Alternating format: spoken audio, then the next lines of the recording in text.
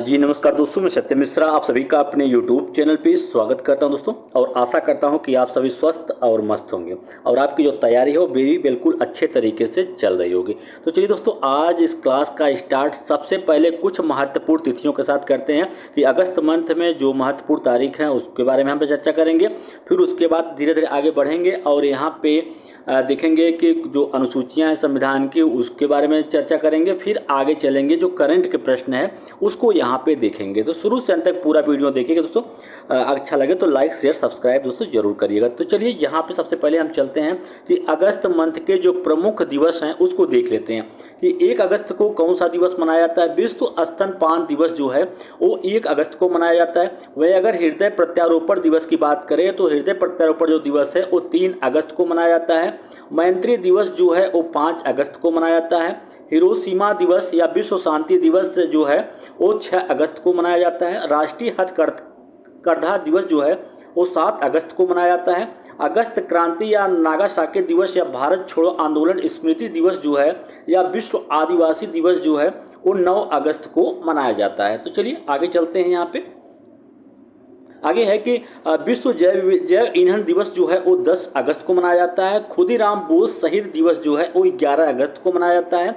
अंतर्राष्ट्रीय युवा दिवस या पुस्तकाध्यक्ष जो दिन है वो 12 अगस्त को मनाया जाता है। बाम हाथ के बल्लेबाज दिवस या अंग दान जो दिवस है वो 13 अगस्त को मनाया जाता है।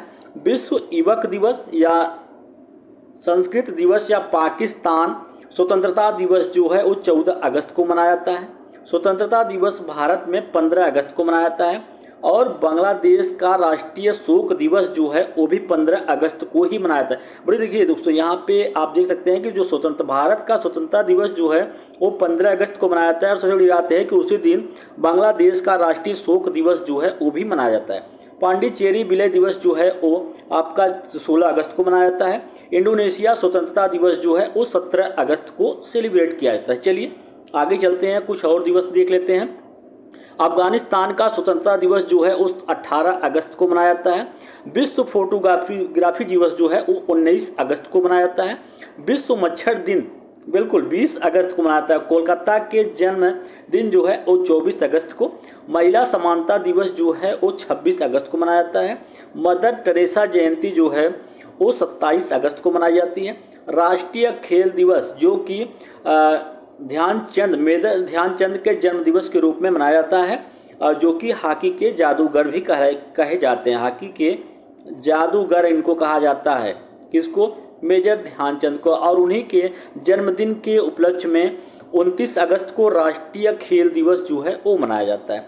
वहीं लघु उद्योग दिवस जो है वो 30 अगस्त को लघु उद्योग दिवस जो है 30 अगस्त को मनाया जाता है। चलिए अब आगे चलते हैं दोस्तों। अब यहाँ पे कुछ अनुसूची हैं उसके बारे में यहाँ पे जान लेते हैं कि पहली अनुसूची जो है उसमें राज्य तथा संघ राज्य के क्षेत्र का जो है वर्णन पहली अनुसूची में किया गया। कभी पूछ लेता है कि राज्य तथा संघ राज्य का क्षेत्र का वर्णन जो है वो किस अनुसूची में किया गया है, तो राज्य तथा संघ राज्य क्षेत्र का वर्णन जो है वो पहली सूची में किया गया है। चलिए आगे देखते हैं दूसरी सूची क्या कुछ कहती है। दूसरी सूची मुख्य पदाधिकारियों के वेतन भत्ते का जो वर्णन है वो दूसरी अनुसूची के अंतर्गत आता है। आगे तीसरी अनुसूची में विधायिका के सदस्य, मंत्री, राष्ट्रपति, उपराष्ट्रपति, न्यायाधीशों आदि के लिए शपथ के लिए लिए जाने वाले प्रतिज्ञान के प्रारूप जो हैं वो दिए गए हैं। किसमें? तीसरे अनुसूची में। चलिए आगे चलते हैं। चौथी अनुसूची क्या कुछ कहती है। चौथी अनुसूची में राज्यसभा में स्थानों का आवंटन राज्यों तथा संघ राज्यों क्षेत्रों से जो होता है वो किसमें है? चौथी अनुसूची में है। अगली अनुसूची है 5वीं अनुसूची। और 5वीं अनुसूची में क्या है? अनुसूचित क्षेत्रों और अनुसूचित जनजातियों के प्रशासन और नियंत्रण से संबंधित उपबंध जो हैं वो आपके 5वीं अनुसूची में है। आगे 6वीं अनुसूची जो है यहाँ पे दिया गया है असम, मेघालय, त्रिपुरा और मिजोरम राज्यों के जनजातीय क्षेत्रों के प्रशासन के विषय में उपबंध जो हैं वो आपके 6वीं अनुसूची में दिया गया है। आगे 7वीं अनुसूची क्या कुछ कहती है कि विषयों के वितरण से संबंधित सूची 1 संघ सूची, सूची 2 राज्य सूची तथा सूची 3 समवर्ती सूची जो है ये आपके 7वीं अनुसूची के अंतर्गत आते हैं। चलिए 8वीं अनुसूची जो है वो क्या कुछ कहती है कि 22 भाषाओं का जो उल्लेख किया गया है वो किस में किया गया है, 8वीं अनुसूची। करके पूछ लेता है कि 22 भाषाओं का जो उल्लेख है किस अनुसूची के अंतर्गत आता है, तो 22 भाषाओं का जो उल्लेख है वो 8वीं अनुसूची के अंतर्गत यहाँ पे आता है। अगला है अनुसूची कुछ देखिए 9वीं अनुसूची की अगर हम बात करें तो कुछ भूमि सुधार संबंधित अधिनियमों का विधिमान्यकरण तथा पहला संविधान संशोधन 1951 द्वारा जोड़ी गई थी। अगर कभी कभी पूछ लेता है कि पहला संविधान संशोधन कब हुआ था, तो भैया फर्स्ट जो संविधान संशोधन हुआ था वो 1951 ईस्वी में हुआ था और उसी के तहत जो है वो यहाँ पे 9वीं अनुसूची को यहाँ पे शामिल किया गया था। चलिए हम आगे चलते हैं। आगे है 10वीं अनुसूची क्या कुछ कहती है कि दल परिवर्तन संबंधित उपबंध तथा परिवर्तनों के आधार पर 52वें संविधान संशोधन द्वारा जोड़ी गई थी। बिल्कुल दोस्तों, अगर हम बात करें यहाँ पे कि दल परिवर्तन संबंधित उपबंध तथा परिवर्तनों के आधार पर 52वें संविधान संशोधन जो है कब हुआ था, 1985 ईस्वी में 52वां संविधान संशोधन हुआ था। आगे है यहाँ पे 11वीं अनुसूची पंचायती राज तथा जिला पंचायतों से संबंधित यह अनुसूची संविधान में 73वें संविधान संशोधन द्वारा जो है जोड़ी गई थी। बिल्कुल दोस्तों, 73वां संविधान संशोधन जो है वो 1992 में हुआ था और पंचायती राज तथा जिला पंचायतों से संबंधित यह अनुसूची जो है वो 73वें संविधान संशोधन के द्वारा जो है जोड़ी गई थी। चलिए आगे चलते हैं। यहाँ पे अगला जो अनुसूची है 12वीं अनुसूची, और इसमें क्या है, इसमें नगर पालिका का वर्णन जो है किया गया है।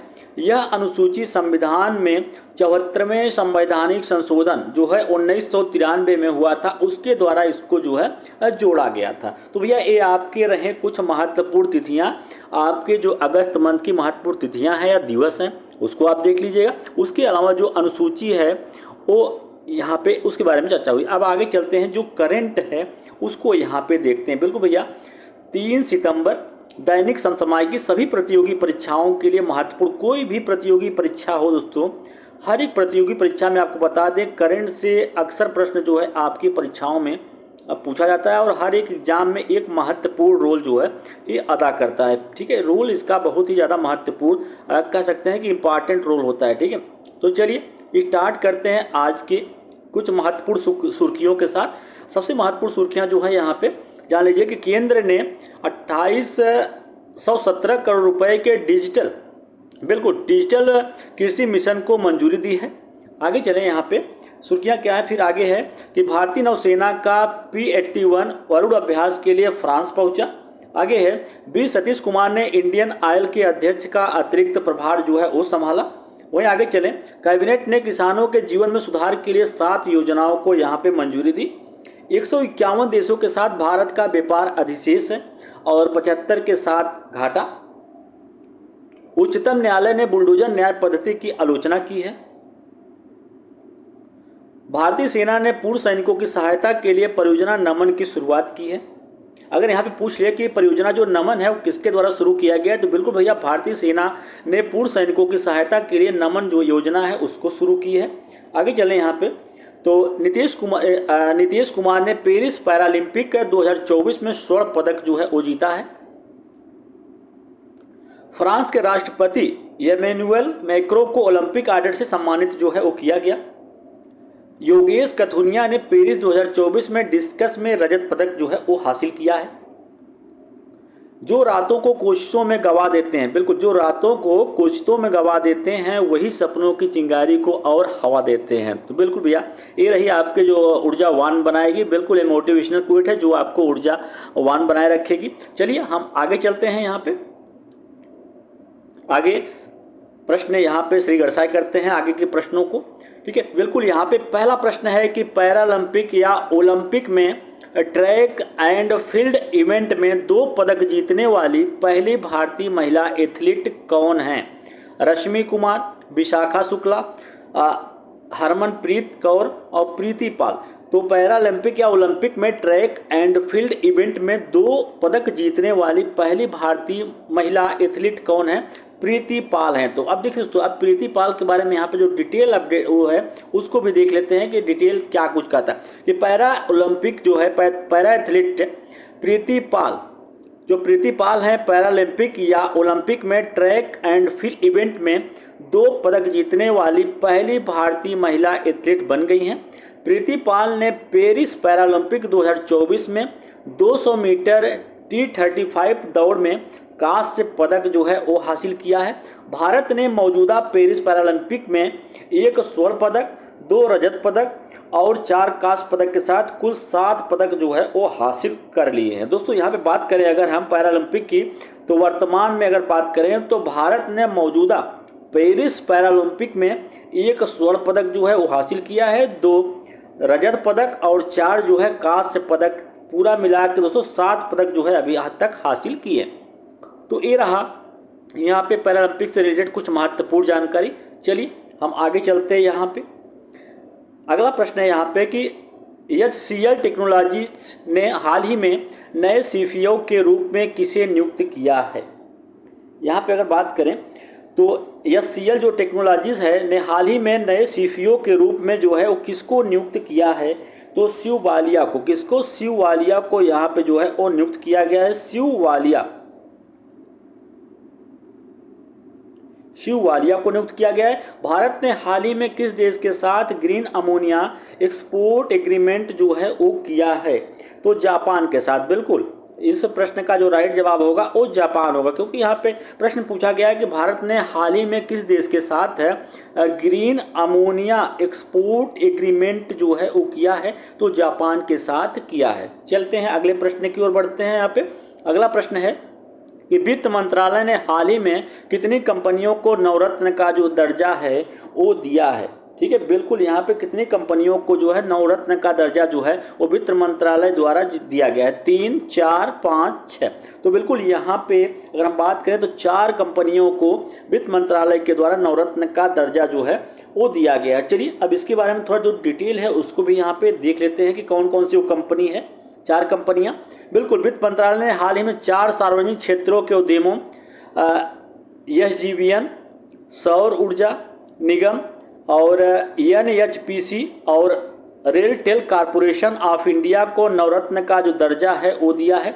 भारत में 4 नई नवरत्न कंपनियों में से 3 जो हैं रेलटेल है और SJVN है और NHPC है, सार्वजनिक रूप से कारोबार जो है वो कर रही हैं। नवरत्न कंपनियां बिना पूर्व सरकारी मंजूरी के 1000 करोड़ रुपए तक का निवेश जो है वो कर सकती हैं। बिल्कुल यहाँ पे जो नवरत्न कंपनियों की विशेषता है कि नवरत्न कंपनियां जो हैं बिना पूर्व सरकारी मंजूरी की 1000 करोड़ रुपए तक का जो निवेश है वो कर सकती हैं।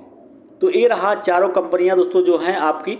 सबसे पहले जो है आपकी यहाँ पे SJVN है, सौर ऊर्जा निगम है, NHPC है और रेलटेल कॉरपोरेशन ऑफ इंडिया है। चारों क्या है नवरत्न कंपनियों का दर्जा जो है इनको दिया गया है। चलिए हम आगे चलते हैं अगले प्रश्न की ओर। यहाँ पे कि हाल ही में global finance central banker report card में A+ रेटिंग किस भारतीय को मिला है। बिल्कुल यहाँ पे A+ जो है रेटिंग जो है किस भारतीय को मिला अगर हम बात करते हैं तो यहाँ पे तो शक्तिकांत दास को। किसको मिला दोस्तों? शक्तिकांत दास को A+ रेटिंग जो है वो प्रदान किया गया है शक्तिकांत दास को। ठीक है भैया, शक्तिकांत दास को A+ रेटिंग जो है वो प्रदान किया गया। भारतीय नौसेना ने हाल ही में इंजीनियरिंग उपकरणों के लिए किसके साथ समझौता जो है वो किया है। तो बिल्कुल अगर हम बात करें कि किसके साथ समझौता किया है तो बिल्कुल BEML लिमिटेड के साथ, BEML लिमिटेड के साथ जो है वो समझौता यहाँ पे किया गया है। चलिए हम आगे बढ़ते हैं अगले प्रश्न की ओर। उससे पहले फिर एक बार देख लेते हैं कि हाल ही में global finance central bankers report card में A+ रेटिंग किस भारतीय को मिला है तो शक्तिकांत दास को मिला है। वहीं भारतीय सेना ने हाल ही में इंजीनियरिंग उपकरणों के लिए किसके साथ समझौता जो है वो किया है। तो बिल्कुल हम समझौते की बात करें तो BEML के साथ जो है यहाँ पे समझौता किया गया है। चलिए आगे बढ़ते हैं हम। आगे प्रश्न है कि सर्वोच्च न्यायालय के किस स्थापना वर्षगांठ पर नए ध्वज और प्रतीक चिन्ह का अनावरण जो है वो किया गया। 73वें, 74वें, 75वें या 76वें? तो सर्वोच्च न्यायालय के किस स्थापना वर्षगांठ पर नए ध्वज और प्रतीक चिन्ह का जो है अनावरण जो है वो किया गया? तो बिल्कुल यहाँ पे इस प्रश्न का जो राइट जवाब होगा, तो यहाँ पे जान लीजिए कि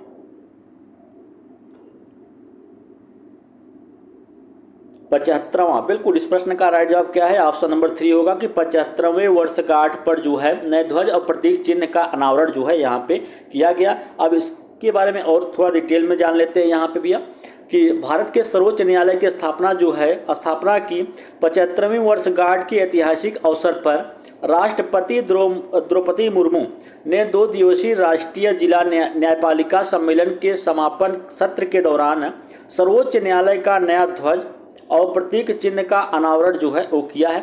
ध्वज पर संस्कृत श्लोक यतो धर्मस्तो जया अंकित है, जिसका अर्थ होता है कि जहाँ धर्म है वहाँ पे क्या होती है? विजय है। तो बिल्कुल भैया इस चीज़ को आपको याद रखना है कि प्रतीक चिन्ह का अनावरण किया गया है। ध्वज पर संस्कृत का कौन सा श्लोक जो है ये लिखा गया है, इसको भी आपको ध्यान देने की जरूरत है। यतो धर्मो अस्तित्व जया अंकित किया गया है। बिल्कुल ये जो श्लोक है वो जो अंकित किया गया है संस्कृत का श्लोक है, जिसका अर्थ होता है कि जहाँ धर्म है वहाँ पे क्या है? विजय है। चलते हैं हम आगे बढ़ते हैं यहाँ पे। आगामी महिला T20 विश्व कप का आयोजन बांग्लादेश की जगह अब किस देश में किया जाएगा? बिल्कुल आगामी जो महिला T20 विश्व कप है उसका आयोजन जो है बांग्लादेश की जगह अब कहाँ पे किया जाएगा? तो अगर इसकी बात करें तो ये जो है आपका UAE में इसका उद्घाटन जो है वो अब UAE में इसका आयोजन जो है वो किया जाएगा। पहले इसका आयोजन जो है बांग्लादेश में होना था, अब इसका आयोजन जो है UAE में होगा। कहने का मतलब संयुक्त राज्य अमेरिका में इसका संयुक्त राज्य। ठीक है, चलिए आगे चलते हैं अगले प्रश्न पे कि पेरिस पैरालंपिक 2024 के लिए भारतीय दल के सेफ डी मिशन के रूप में किसे नामित किया गया है? सेफ डी मिशन के रूप में किसे नामित किया गया अगर बात करें तो सत्यप्रकाश सांगवान को।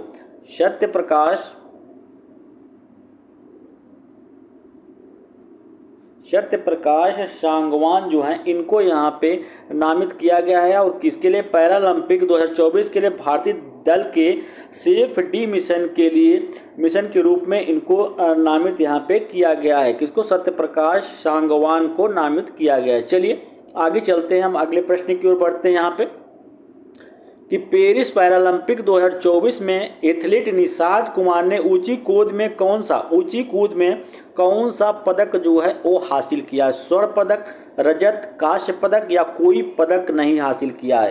तो बिल्कुल यहाँ पे हम बात करें तो पेरिस पैरालंपिक 2024 में एथलीट जो निषाद कुमार हैं उन्होंने ऊंची कूद में कौन सा पदक जीता है? तो रजत पदक जो है उनके द्वारा यहाँ पे हासिल किया गया।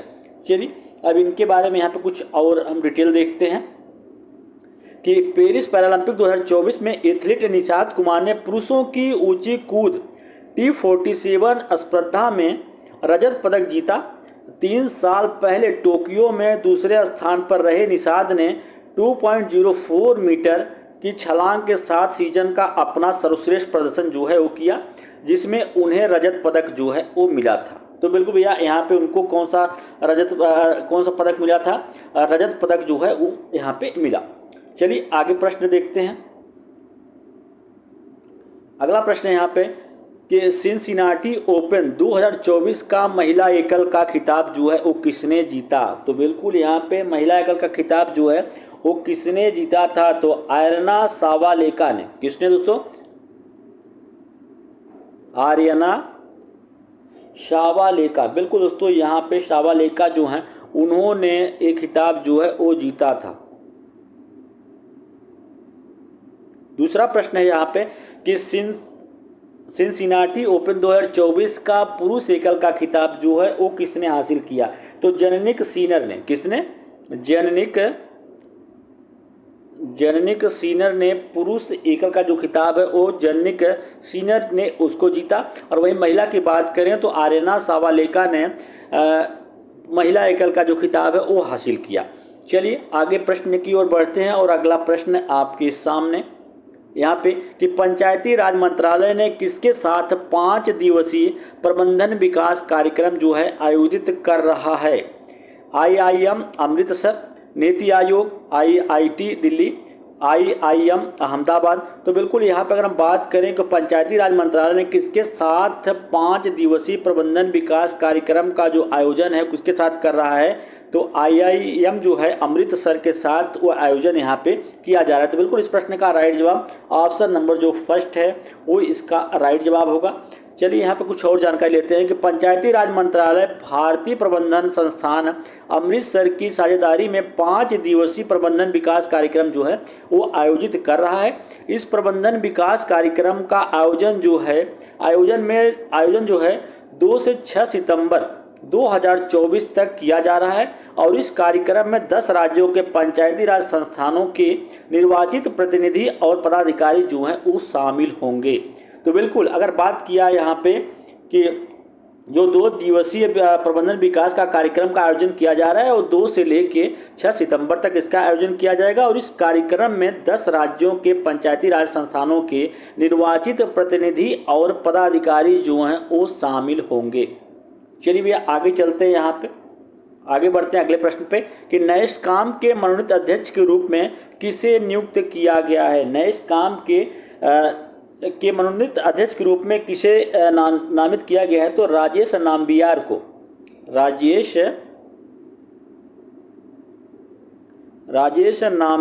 को जो है यहाँ पे नामित किया गया। बिल्कुल राजेश नंबियार जो हैं उनको यहाँ पे NASSCOM के अध्यक्ष के रूप में नियुक्त जो है वो किया गया है।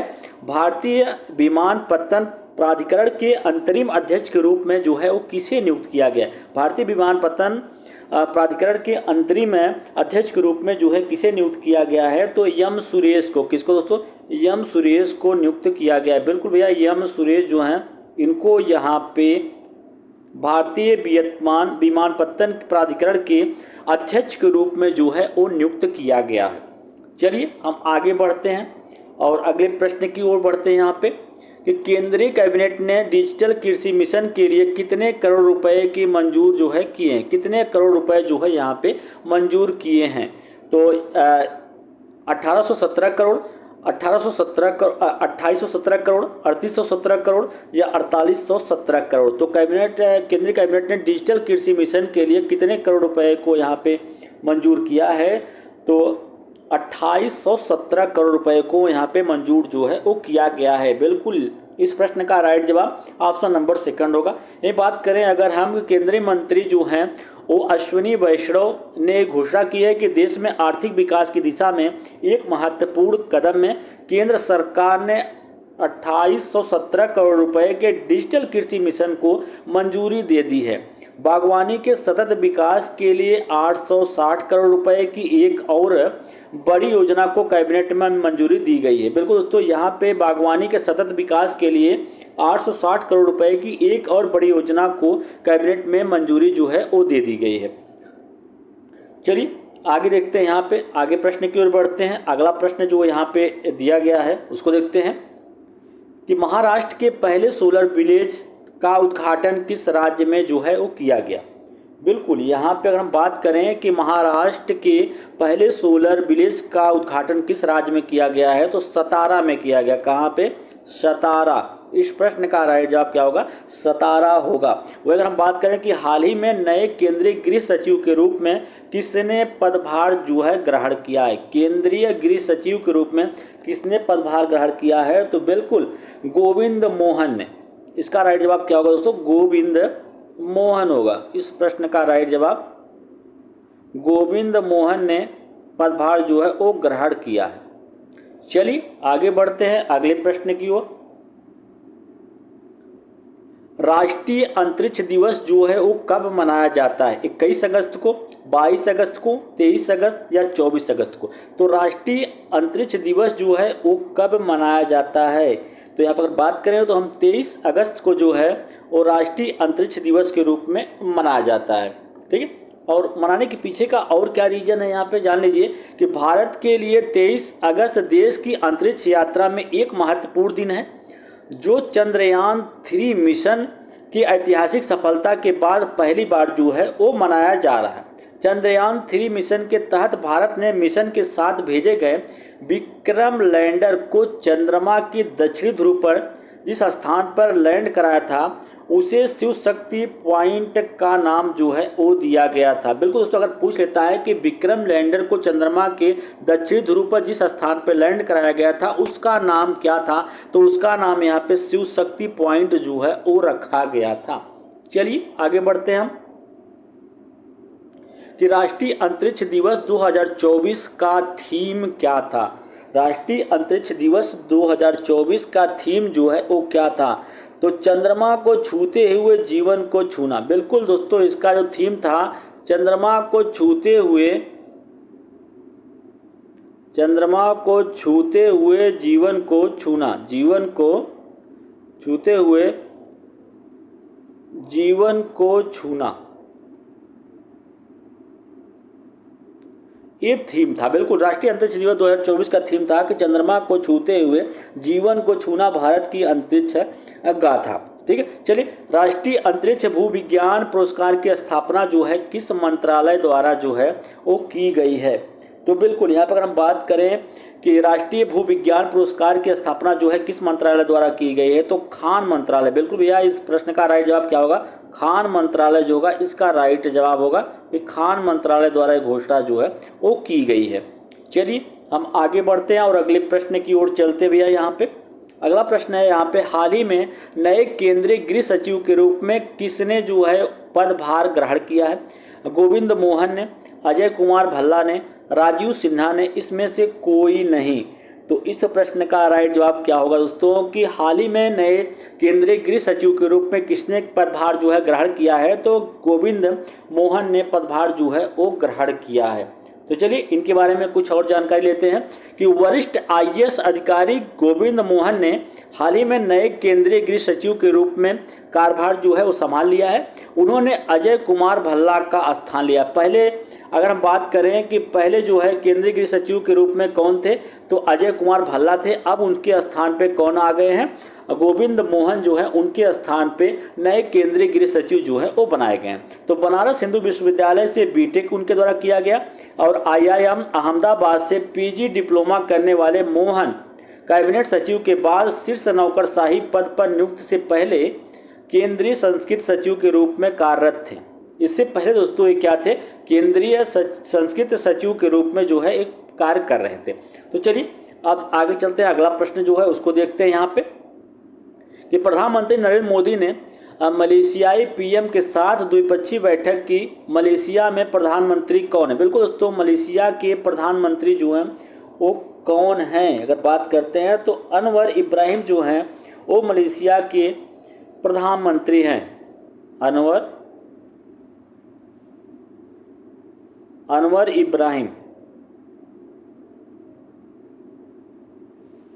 इब्राहिम जो है वो मलेशिया के प्रधानमंत्री। हर साल सद्भावना दिवस जो है किसकी जयंती के उपलक्ष्य में जो है वो मनाया जाता है। तो बिल्कुल यहाँ पे हम बात करें तो हर साल जो सद्भावना दिवस है वो किसकी जयंती के रूप में मनाया जाता है, किसकी जयंती के रूप में मनाया जाता है, तो यहाँ पे बात करें तो राजीव गांधी के। बिल्कुल भैया, राजीव गांधी, इसका राइट जवाब क्या होगा, राजीव गांधी इसका राइट जवाब होगा। चलिए आगे चलते हैं और अगले प्रश्न की ओर बढ़ते हैं। यहाँ पे अगला प्रश्न है कि भारतीय विमानपत्तन प्राधिकरण के अंतरिम अध्यक्ष के रूप में किसे जो है नियुक्त किया गया है। कमलेश कुमार सिंह को, एम सुरेश को, संजीव कुमार को या राजीव कुमार सिन्हा को।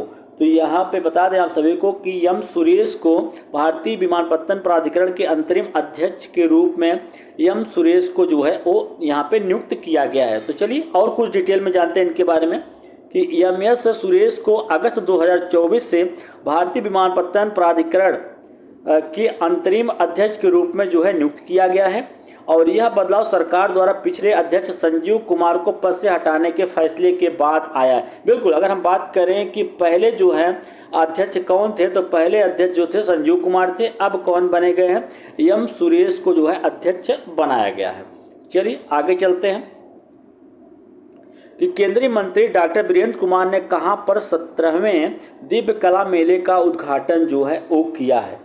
तो कहां पे जो है उद्घाटन किया गया है। बिल्कुल, अगर हम बात करें केंद्रीय मंत्री डॉक्टर वीरेंद्र कुमार ने कहां पर 17वें दिव्य कला मेले का उद्घाटन किया है, तो रायपुर में। बिल्कुल, इस प्रश्न का राइट जवाब क्या होगा, रायपुर इसका राइट जवाब होगा। अगला प्रश्न है कि पेरिस पैरालंपिक्स 2024 के उद्घाटन समारोह के लिए भारत के ध्वजवाहक के रूप में किसे चुना गया था? बिल्कुल, किसे चुना गया था? तो किसको चुना गया था? हमें सुमित अंतिल को। किसको दोस्तों?